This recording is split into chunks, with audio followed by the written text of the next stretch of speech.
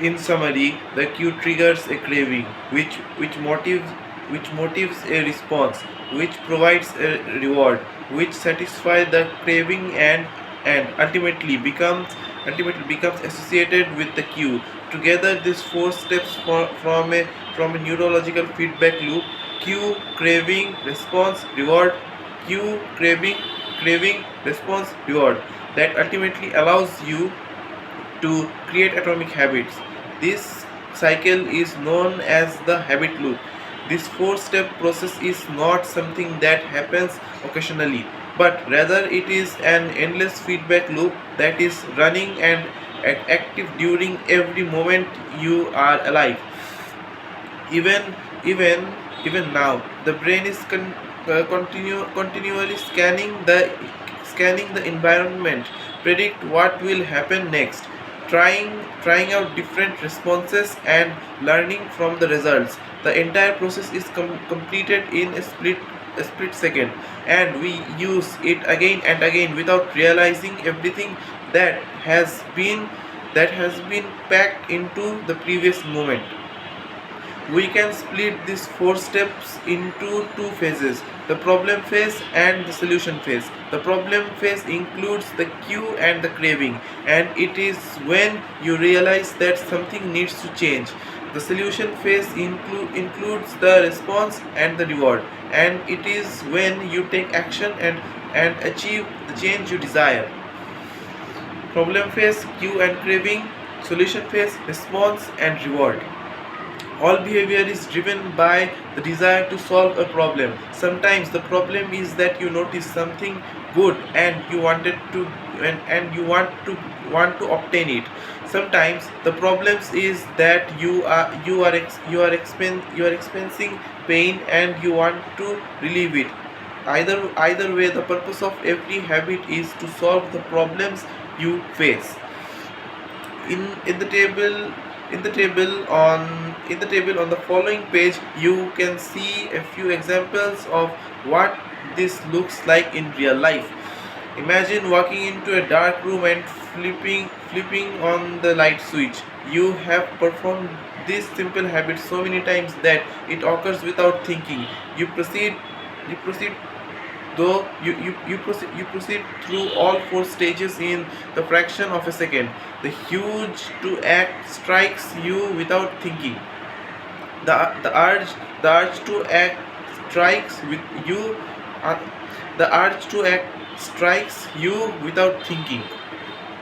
Problem phase, cue: your phone buzzes with a new text. Craving: you want to learn the contents of the message. Response: you grab your phone and read the text. Reward: you satisfy your craving to read the message. Grabbing your phone becomes associated with your phone buzzing. With your phone buzzing. Problem phase. You Next problem. You are answering emails. Craving: you begin to feel stressed and overwhelmed by work. You want to feel in control. Response: you bite your nails. Reward: you satisfy your craving to reduce stress. Biting your nails becomes associated with answering email. Q. Another example. Q. You wake up. Craving: you want to feel alert. Response: you drink a cup of coffee. You satisfy your craving to feel alert. Drinking coffee becomes associated with waking up. Q. You smell a donut shop as you walk down the street near your office. Craving: you being to crave a donut. Response: you buy a donut and eat it. Reward: satisfy your craving to eat a donut. Buying a donut becomes associated with walking down the street near your office. Problem phase. You hit a stumble block on a project at work. Craving: you feel stuck and want to relieve your frustration. Response: you pull out your phone and check social media. Reward: you satisfy your craving to feel relieved. Checking social media becomes associated with feeling stalled at work. Problem phase.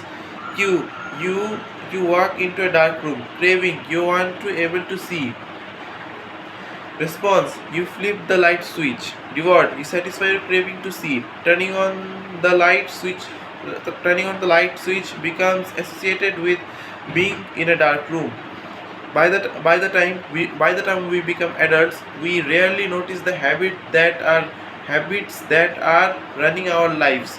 Most of us never give a second thought to the fact that we tie the same shoe first each morning, or unplug the toaster after each use, or always change into comfortable clothes after getting home from work. After decades of mental programming, we automatically slip into these patterns of thinking and acting. Next section. The four laws of behavior change. In the following chapter, we will see time and again how the four stages of cue, craving, response, and reward influence nearly everything we do each day. But before we do that, we need to transform this four step into a practical framework that we can use to design good habits and eliminate bad ones. I refer to this framework as four laws of behavior change, and it provides a simple set of rules for creating good habits and breaking bad ones. You can think think of each law as a lever that influences human behavior. When the levers are in the right position, creating good habits is effortless. When they are in the wrong position, it is nearly impossible. How to create a good habit? First, the first law, cue, make it obvious. The second law, craving, make it attractive. The third law, response, make it easy. The fourth law, reward, make it satisfying. We can invert this law to learn how to break a bad habit. Inversion of the first law, cue, make it invisible. Uh, inversion of the second law, craving, make it unattractive. Inversion of the third law, response, make it difficult.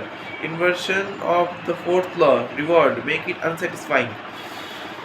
It would irresponsible for me to claim that these four laws are an exhaustive framework for changing any human behavior, but I think they are close. As you soon see, the four laws of behavior change apply to nearly every field, from sports to politics, art to medicine, comedy to management. This these laws can be used no matter what change you are facing. There is no need for completely different strategies for each habit. Whenever you want to change your habit, you can simply ask yourself, how can I how can I make it obvious? How can I make it attractive? How can I make it easy? How can I make it satisfying? If you have ever wondered, why don't I do what I say I am going to do? Why don't I lose the weight, or stop smoking, or save for retirement, or start that side business? Why do I say something is important but never seem to make time for it? The answers to those questions can be found somewhere in these four laws. The key of creating good habits and breaking bad ones is to understand these fundamental laws and how to alert them to your specifications. Every goal is doomed to fail if it goes against the grain of human nature. Your habits are shaped by the systems of your life. In the chapters that follow, we will discuss these laws one by one and show how you can use them to create a system in which good habits emerge naturally and bad habits wither away. Chapter summary. A habit is a behavior that has been that has been repeated enough times to become automatic. The ultimate purpose of habit is to solve problems of life with as little energy and effort as possible. Any habit can be broken down into a feedback loop and involves four steps: cue, craving, response, reward. The four laws of behavior change are the simple set of rules we can use to build better habits. They are: 1. Make it obvious. 2. Make it attractive. 3. Make it easy. 4. Make it satisfying. Till then, Assalamu alaikum.